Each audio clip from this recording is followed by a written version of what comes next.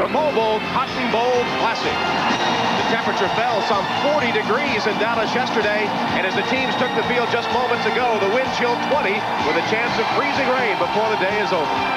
Hello, everyone. Welcome to Dallas. It'll be the final game for Brooks and maybe the last Notre Dame game for Bettis. He's a junior, but he may decide to turn. Meyer concluding a record-setting career, the all-time Irish. And they had Texas A&M in a blitz, so they had everybody up towards the quarterback, and they ran that little delay along the line of scrimmage. When Lake Dawson caught the ball, then he had his blockers, which are linemen, in front of him. Entered for the extra point. Penalty marker down. The kick was good. Well, the Irish running game held in check. On the 2-minute offense, they go to the pass, and Dawson scores from 40 yards out. Offside against Texas A&M. They'll assess that on the kickoff. There's Dawson, who scored only his second touchdown of the season. All right, this thing is really set up beautifully because the rush is on. They're running a blitz at Meyer, and watch what happens. See, Barkley is there, but when Dawson comes down the line of scrimmage, what he runs into is his offensive lineman. Once he hits the middle of the field, there's nobody there. Look at linemen. They're just out in front of him. Ruddy is there. Taylor is there. When Lane Dawson comes down, watch where he is and watch where he catches the ball. He slips first. He's right on the line of scrimmage. Then there's the blocking. It's outstanding. He picks up his offensive line, and this is easy from here on out. Look at the offensive line. They're just jogging on in. You see, he almost dropped the football before he got to the goal line. I don't think Meyer saw the touchdown to Bettis. It was a great throw. Bettis got beyond the defense. He sells the blocking very well, Bettis, when he comes out of the backfield. Bettis comes out, watch this. It looks like, all right, am I going to block? No. And then Bates gets caught up inside, and Bettis gets downfield. What an excellent throw and catch, touchdown. 8 minutes of great basketball and then some at Madison Square Garden. Yes, the Stars were out on the holiday. First quarter, Patrick Ewing taking it at Barkley, and Charles rejects him. But Patrick is not one to lose any confidence. He gets the ball down on the blocks over Tom Chambers. It's tied at 43. Third quarter, Barkley hits the offensive boards, follows and gets fouled. Phoenix is up by 4. Danny Ainge, sharpshooter for Phoenix today. From three-point land, Ainge hits 75% from the floor. Crunch time, it's Patrick Ewing. Off glass and in. Ewing with 35. The Suns' go-to man, Charles Barkley, spins, goes up and in. 27 for Barkley. Down the stretch, Patrick Ewing finding Doc Rivers. He ties it at 87. Into the closing seconds of regulation. It is Ewing against Chambers. Turnaround from behind the backboard, and the Knicks lead by 3. Suns' last chance. Barkley for a three-pointer to tie it. Was he fouled? This one comes up 4 feet short. The Knicks win at 106-103. Barkley wasn't pleased at Jimmy Clark's non-call, and he goes after the referee in the tunnel after the game. Talk about it, gonna cost me money. You think you can trust me with money? I didn't say that. The old Negro days. Well, I don't think he should say to me, "This gonna cost you money." The league, they're making money. They don't control you with money. This is not, you control people with money. I know you white guys would like to keep it like that. I'm just kidding. I shouldn't joke like that. But no, seriously, no, you can't control people with money. No, but when he said to me, "This gonna cost you money," I don't care about the money. I got more money than he got. But don't tell me it's gonna cost me money because I'm criticizing the officiating. I don't care. I want my team to have a shot to win. That's what really got it. Are both a quarter as many cities represented, and the only two from the country providing the grand majority of the players were Toronto and Montreal. We take you back in time. May 2nd, 1967, Maple Leaf Gardens, Toronto, Game 6 of the Cup Finals. Leafs had 7 players over 36 years of age, including their goalie, Terry Sawchuk, at age 38, stoning Jean Bellevue. 38-year-old Red Kelly with the wrister, Gump Worsley with the save, but Kenelis followed the rebound. Gump, where's your mask? Later on, right winger Jim Pappin's pass goes off the skate of Canadians Terry Arbor for the goal. The Leafs won 3-1, won the series in 6, 4 cups in 6 years, but it has not been anywhere near the same story since. Or is it lately? This rivalry is heating up again. Just ask Todd Ewan and Ken Baumgartner this evening. The gloves were coming off. Speaking of gloves, the glove saved by Patrick Roy. Tough in the nets, but in the first period a little bit later, no chance for this one. On the doorstep is Rob Pearson following in the Foligno miss, and the Leafs put up a 2-0 pad. Just 9 seconds later, Roy in trouble again. Peter Zezel's slap shot goes right through him. Pat Burns liking it. He's on the other side of this rivalry for a change. Toronto up 3-0. He was getting great goaltending, and meanwhile, Raw was leaky late in the game. Mark Osborne putting that one through, his second of the night, and Felix Potvin stoned him on the other end.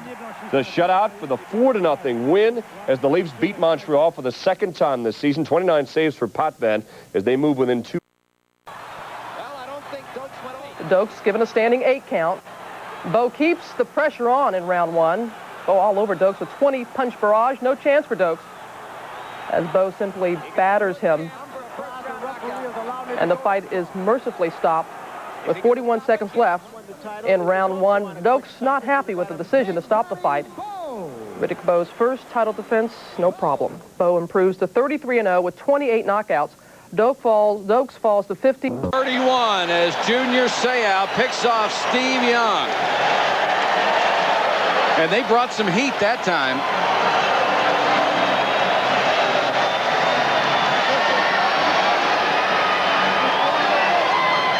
Great pressure from the outside caused Steve Young to move a little bit. Have to make the throw errantly.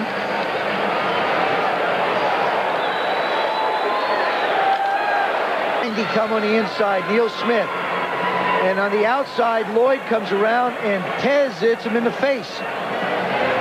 Starting with the champs, Washington was good, but in week 1 they saw the future. Monday night in Dallas. In Pittsburgh, Barry Foster helped the Steelers rediscover the terrible towel. Tower power never blinked. Bobby Ross started 0-4. But San Diego bolted back with their poltergeist defense, their opponent's worst nightmare. Dennis certainly wasn't green. Purple haze. Whoa, Nelly. Miami made offensive changes and defensive changes to return to the top. Again, no Joe. But young Steve was MVP. The Niners 14-2. Mike Holmgren started the return of the pack. My, how far they've come. In Indy, Steve helped preempt the losing ways of the Colts. Teddy was a Bear. After a dozen years, Dan Reeves leaves Mile High after John Elway's injury left the Broncos playing quarterback shuffle. Lovable Mac was no longer big in New England. And there was no question in New York. The writing was on the wall for Ray Handley. The growl was still there for Mike Ditka, maybe too much so. Regrets? Just a few. But too few to remember. He's playing baseball. He's flying to the World Series. He's flying from the World Series. He's playing football. He's out of control. Steve Largent was in control of the record book, but in one fell swoop, James Lofton passed him in yardage. Jerry Rice passed him in touchdowns. And Art Monk passed him in catches. But Art's single-season mark in catches now belongs to Sterling Sharp. 4 straight years of leading the league in yards from scrimmage put Thurman Thomas on hallowed ground, breaking the record of Jim Brown. Reality hit home with a thud. The Jets' Dennis Bird's battle to regain feeling in his legs touched an entire league. Well, I'll play football again. I just won't be wearing pads when I do it. The Masters' return on the final Monday night reminded us he's no ordinary Joe. The end of the line for a gallant warrior, the Bengals' Anthony Munoz. The eyes have it, there'll never be another Mike Singletary. Nor another LT. Will 56 be back in 93? Give the ball to Emmitt Smith, and the Cowboys almost always ride into the end zone. You can't stop Houdini, as Barry Sanders exhibited again and again. For Andre, there's always a bad moon rising. Even when Sterling wasn't sharpest, he was sharp enough. Chuck Cecil's hits were the winners by a nose. In the wild card, Warren was brilliant, but Moon was eclipsed by Frank Reich. From 35-3 down to 41-38 overtime winners, Buffalo had a comeback for the ages. But in the big one, the third time was not a charm. The Cowboys were relentless as youth was served. They went straight for the jugular. The only ones Aikman were the Bills. The league must now keep up with the Joneses. To the 90s heir apparent. So after He made a towering impact at Phoenix on Sunday, coming off wins at Portland, Sacramento, and L.A. But he found out the hard way on Sunday. He still has a lot to learn as a rookie, Gary. Marathon runners hit the invisible wall after the 20-mile mark. NBA rookies run headfirst into the barrier after the 40-game mark. With 40 games down and 42 left in the regular season, Shaquille O'Neal vows he won't be running on empty. The barrier Shaq ran into on Sunday was clearly visible and clearly unavoidable. Charles Barkley, the second meeting of the season between these two. Shaq hung in early, literally hanging in early.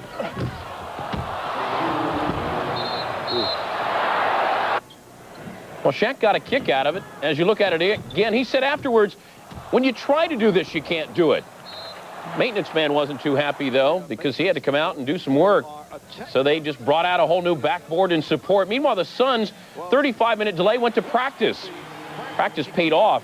Charles got Shaq into foul trouble. Barkley. 8 strikeouts, the best strikeouts per 9 innings ratio for a single season in American League history and in National League history, both in the mid-11s. He's the only pitcher ever to strike out the side on 9 pitches in both leagues. He's the only pitcher to throw no-hitters in both leagues. His 7 career no-nos are a record. Sandy Koufax is in second place with 4. Koufax is in second place in 15 strikeout games with 8. Ryan has 26. Only 3 pitchers have more than 10 strikeout games. Steve Carlton, Koufax, and Ryan. Only one has more than 100 or 200. Ryan has 215. The Rangers are opening their new stadium in the spring of 1994. And guess who's the odds-on favorite to throw out the ceremonial first pitch? Just might be a freshly retired legend. To the left of Grant Fuhr, and he kicks it up over the glass. Now, goaltenders will often intentionally do this, of course, if they have a chance to take a stoppage in play. They will tilt their stick a certain way and tip it up into the crowd. When you have an aggressive penalty-killing club like Buffalo, the secret to beating that is quick puck movement. Watch the Penguins. They don't even handle it, moving it around. Look at that play.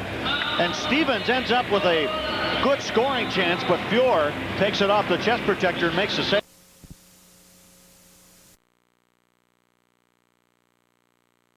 And you can't allow great NHL players that kind of time to look around and make plays to the front. Play right here, and watch Erie recut the Penguins, and they almost ended up scoring on this. They're juggling it as well from his glove hand. From the faceoff dot.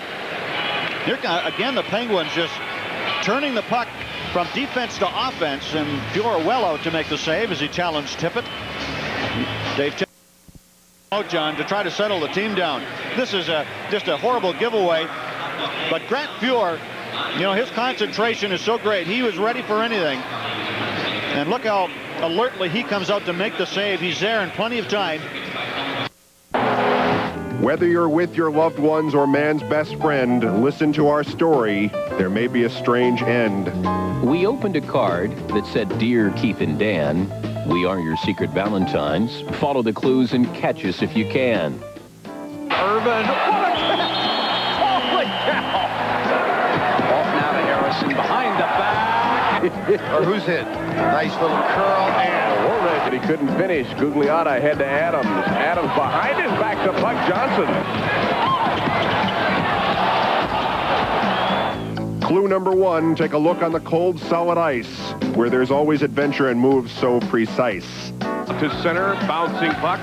Milan off, stolen by Pat LaFontaine. Backhanded from Ogilvy, score! Clue number 2, to show that we care, don't look down, look up in the air.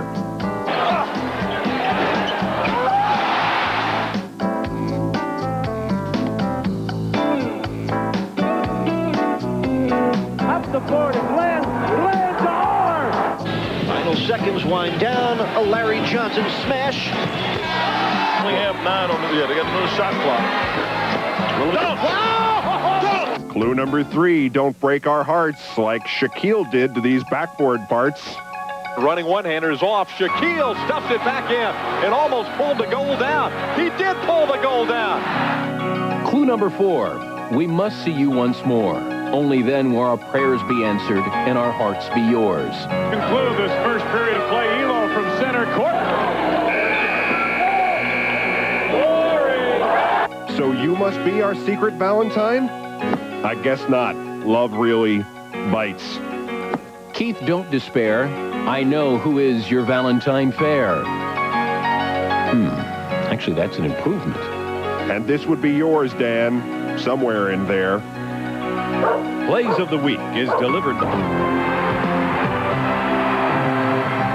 Best alley-oop, Harold Miner circles. Bimbo finds him, but the Heat lose. Best save, Memphis State's Billy Smith makes the steal, saves the ball, runs into the ref, holds him, ball's down, and Fernie scores with a two-hand slam. Best effort, Everett Gray.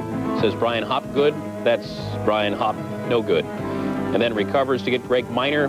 Too bad the Rebels lost. And then best last-ditched effort, that's Patrick Smith, who had already been knocked down by Samson Pahua. Tries the kickboxing. Tom Kite took only 62 shots on Sunday, and this one, the prettiest one of them all. He finished at 35 under. You gave us a try, now hit subscribe. Be sure to YouTube responsibly and hit that like button if you like what you see, because there's plenty of content to come.